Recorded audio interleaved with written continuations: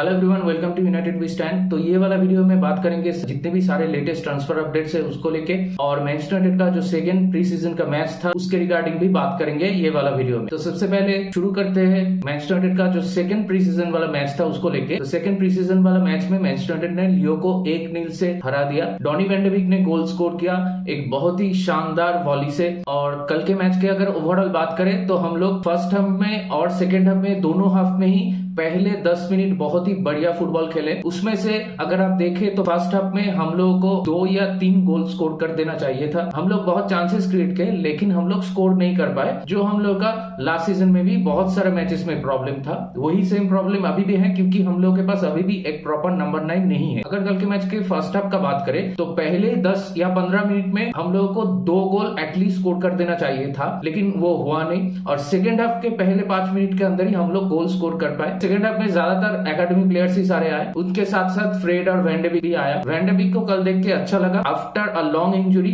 उसको ये गोल was much needed for him. तो गोल स्कोर करने के बाद वो इमोशन उस पे दिखा। अभी भी उसका फ्यूचर क्या है इसमें कोई क्लैरिटी नहीं है। I really wanted him to be a successful player in Manchester United, but वो हुआ नहीं। बहुत सारे रीजंस था उसके लिए। तो अभी प्री सीजन में वो अगर अच्छा करता है तो उसके बेसिस पे उसका फ्यूचर डिसाइड होगा, या फिर एरिक टेन हाग उसको रोक लेगा। अगर उसके लिए कोई सुटेबल ऑफर मिल जाए तो एरिक टेन हाग उसको बेच देगा। यही देखने वाली बात होगी। तो मैच में कौन से प्लेयर्स को देख के अच्छा लगा इसका अगर बात करें तो फर्स्ट हाफ में आपका कोबी माइनू का नाम आएगा और उसके साथ हनीबल का नाम आएगा। और सेकंड हाफ में आपका नाम आएगा वैन डे बीक और डैनियल गोर और फोर्सन बोल के जो प्लेयर खेल रहा था राइट साइड से, को भी देख के ठीक ठाक ही लगा। लेकिन अगर ओवरऑल बात किया जाए तो आपका कोबी माइनू का नाम सबसे आगे आएगा। अगर कोबी माइनू ऐसे ही हर एक प्री सीजन वाला मैच में अच्छा परफॉर्म करते रहे तो शायद एरिक टेन हाग उसको फर्स्ट टीम में लाने के लिए सोच सकते हैं, उसको as a rotational player use कर सकते हैं जैसे गर्नाचो को लास्ट सीजन में किया था। तो मेरे ख्याल से कोबी माइनू का जो चांसेस है वो बहुत ही अच्छा है। और मुझे लग भी रहा है कि नेक्स्ट प्री सीजन में जो मैच है आर्सेनल के साथ उसमें भी वो अच्छा ही करेगा। अगर ये सारे प्लेयर्स को छोड़ के और कोई प्लेयर का नाम आता है जो कि अपने दोनों ही प्री सीजन वाला मैचेस में अच्छा किया और उसका बॉल डिस्ट्रीब्यूशन भी बहुत अच्छा था और उसका सेंस भी देख के अच्छा ही लग रहा है, वो है आपका मतेज कोवर्ट। और मतेज कोवर्ट को देख के मुझे बहुत ही अच्छा लगा।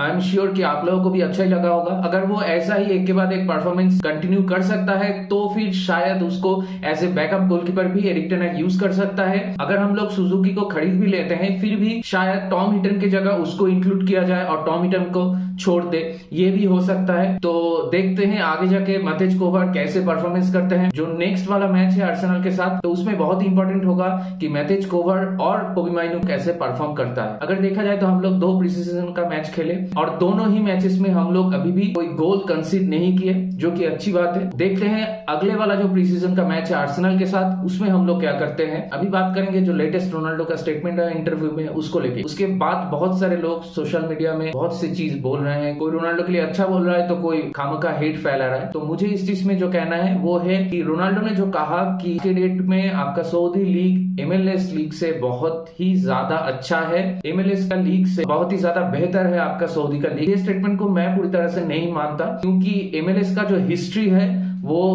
बहुत ही ज्यादा बढ़िया है आज के डेट पे in compare to Saudi league. क्योंकि मुझे लगता है कि सऊदी लीग अभी बन रहा है तो आप कह सकते हैं कि सऊदी लीग का फ्यूचर अच्छा है, क्योंकि अनलाइक MLS सऊदी लीग में जितने भी सारे प्लेयर्स आ रहे हैं उन सबका कैरियर आपके एंड पे नहीं है। बहुत सारे प्लेयर्स ऐसे आ रहे हैं सऊदी लीग में अभी जो बहुत ही आसानी से यूरोपियन फुटबॉल में या फिर टॉप लेवल क्लब्स में खेल सकते थे, लेकिन वो लोग सऊदी में अभी ज्वाइन कर रहे हैं। तो आप कह सकते हैं कि टेक्निकली अगले सीजन से सऊदी का जो ओवरऑल लीग है वो बहुत अच्छा होगा। You can say Saudi league is the future over MLS में जितने भी सारे प्लेयर्स जाते हैं वो सारे प्लेयर्स अपने करियर के एंड में आने के बाद ही MLS में जा रहे हैं। लेकिन अभी आज के टाइम पे सऊदी का जो हिस्ट्री है वो MLS से ज्यादा बेहतर बिल्कुल ही नहीं है। लेकिन यहाँ पे आपको और एक चीज समझना होगा कि अगर रोनाल्डो सऊदी लीग में खेल रहा है तो वो बंदा कभी अगर इंटरव्यू में उससे पूछा जाए तो वो कभी ये तो नहीं बोलेगा ना कि मैं जो लीग में खेलता खेलता हूं उससे बेहतर है MLS लीग या फिर उससे बेहतर है आपका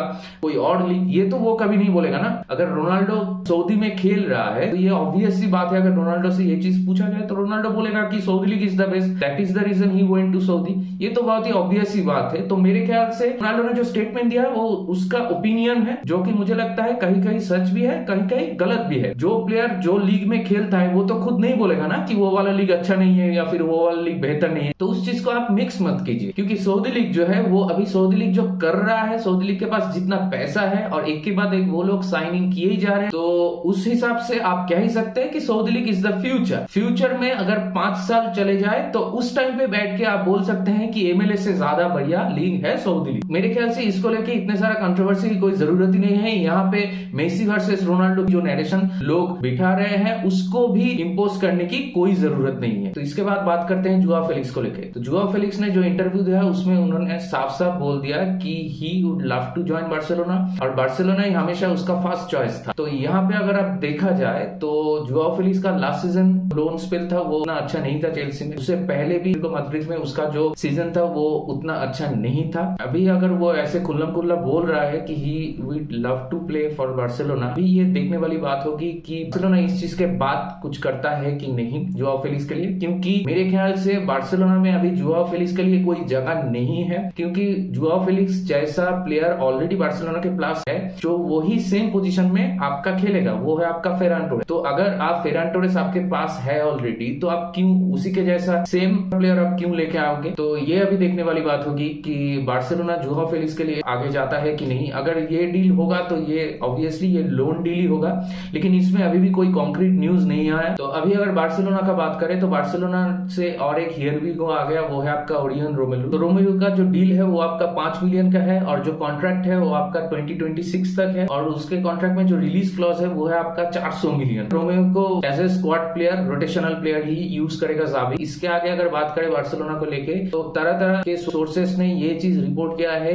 Bayern might sell Kimmich to Barcelona. तो ये न्यूज पढ़ने के बाद मैं थोड़ा शॉक्ड हुआ कि किमिच जैसे प्लेयर को बायर्न क्यों छोड़ने के लिए राजी हो रहा है, लेकिन इसमें अभी भी कोई कॉन्क्रीट न्यूज नहीं आया। लेकिन अगर किमिच बार्सिलोना ज्वाइन करता है तो वो बार्सिलोना में कहां खेलेगा ये मुझे समझ में नहीं आ रहा है, क्योंकि किमिच जैसे प्लेयर को तो आप बेंच पे नहीं बिठा सकते और आपके पास ऑलरेडी सर्जियो बुस्केट्स के जगह पे आपके पास गुंदोगान है। तो फर्स्ट टीम में मेरे ख्याल से गुंदोगान, फ्रैंकी डी जॉन्ग और गावी तो खेलेगा ही आपका। तो किमिच को अगर आप यहाँ पे इंक्लूड करते हो तो आपका गुंदोगान या गावी या फिर फ्रैंकी डी जॉन्ग में से किसी एक को आपको बेंच पे डालना होगा। तो मेरे ख्याल से ये डील थोड़ा मुश्किल लग रहा है बार्सिलोना के पर्सपेक्टिव से, लेकिन फुटबॉल में कुछ भी हो सकता है। तो ओनली टाइम विल टेल कि Barcelona will go for Kimmich और नॉट। इसके बाद बात करते हैं न्यूकासल को लेके। तो न्यूकासल से भी और एक हियर वी को आ गया। ये न्यूकासल का दूसरा साइनिंग है इस सीजन में, वो है आपका हार्वी बार्न्स। जो हार्वी बार्न्स का डील है वो है आपका 38 मिलियन, जो कि मेरे ख्याल से बहुत ही अच्छा साइनिंग है। थोड़ा कॉस्टली है लेकिन फिर भी बहुत ही अच्छा साइनिंग है। सेंट मैक्सिमिन को आप छोड़ रहे हो तो उसके जगह हार्वी बार्न्स का जो रिक्रूटमेंट है वो मेरे ख्याल से बिल्कुल ही ठीक ठाक है। लेकिन ये देखने वाली बात होगी कि एडी हाउ अभी इस सीजन में नया टीम असेंबल कर रहा है वो कैसे परफॉर्म करेगा नया सीजन में, कीपिंग इन माइंड कि Newcastle is now in champions league, यही अभी देखने वाली बात होगी। इसके बाद बात करेंगे मैनचेस्टर सिटी को लेके। तो मैनचेस्टर सिटी से भी और एक हियर वी गो आ गया, वो है आपका जोस गार्डियल आने के बाद मैनचेस्टर सिटी का जो डिफेंस है वो और भी ज्यादा स्ट्रांग हो जाता है। तो अभी ये देखने वाली बात होगी कि जॉन स्टोन्स को और गार्डियल इन दोनों को एक साथ कैसे यूज करता है Pep Guardiola surely has a plan. इसके बाद देखेंगे कि मैनचेस्टर सिटी और कोई प्लेयर खरीद रहा है कि नहीं, या फिर मैनचेस्टर सिटी से अभी जो काइल वॉकर का आउटगोइंग का बात चल रहा है वो होता है कि नहीं। अगर वो होता है तो बेंजामिन पावर्ड आता है कि नहीं। तो अभी बात कर लेते हैं चेल्सी में से जितने भी आउटगोइंग हुआ लेटेस्ट उनके रिगार्डिंग। तो अभी चेल्सी से पियरे-एमरिक ऑबामेयांग चले गए मार्सेल में और उसके रिगार्डिंग भी हियर वी गो आ गया। तो चेल्सी अपना पुराने स्क्वाड के मैक्सिमम प्लेयर्स को ऑलरेडी ऑफलोड कर चुका। अभी आपका बाकी रह जाता है सिर्फ जीएच और लुकाकू। जीएच को लेके अभी फर्दर और कोई न्यूज नहीं आया। बोला गया कि एक इम्प्रूव्ड सैलरी जीएच को ऑफर किया जा रहा है, लेकिन उसमें भी अभी भी कोई कॉन्क्रीट न्यूज नहीं आया। और लुकाकू को लेके लेटेस्ट जो न्यूज आया है उसके रिगार्डिंग यूवेंटस अभी लुकाकू के लिए कोई बिड सबमिट नहीं किया और इंटर मिलन का डील तो ऑलरेडी ऑफ हो ही चुका है। अभी Saudi is only option for Lukaku और Saudi is already preparing a huge bid for Lukaku. तो अभी देखते हैं लुकाकू के फ्यूचर चेल्सी के साथ है या नहीं। तो अभी बात कर लेते हैं वो सारे प्लेयर्स को लेके जो आपका सऊदी लीग ज्वाइन कर रहा है। तो उसके रिगार्डिंग सबसे बड़ा जो हियर वी गो है वो है आपका महारेस का डील। अल अहली खरीद लिया है महारेस को फ्रॉम मैनचेस्टर सिटी और उसके लिए उन्होंने 35 मिलियन यूरो का प्राइस पे किया है, जो मेरे ख्याल से बहुत ही अच्छा प्राइस है, बहुत ही अच्छा रीसेल प्राइस है महारेस के लिए। क्योंकि अगर सिटी महारेस को मेरे ख्याल से 60 के आसपास कुछ खरीदा था, तो उसके रिगार्डिंग अगर देखा जाए महारेस सिटी में आने के बाद प्रीमियर लीग भी जीता, आपका ट्रेवल भी जीता, तो ये डील मैनचेस्टर सिटी के लिए बहुत ही अच्छा है।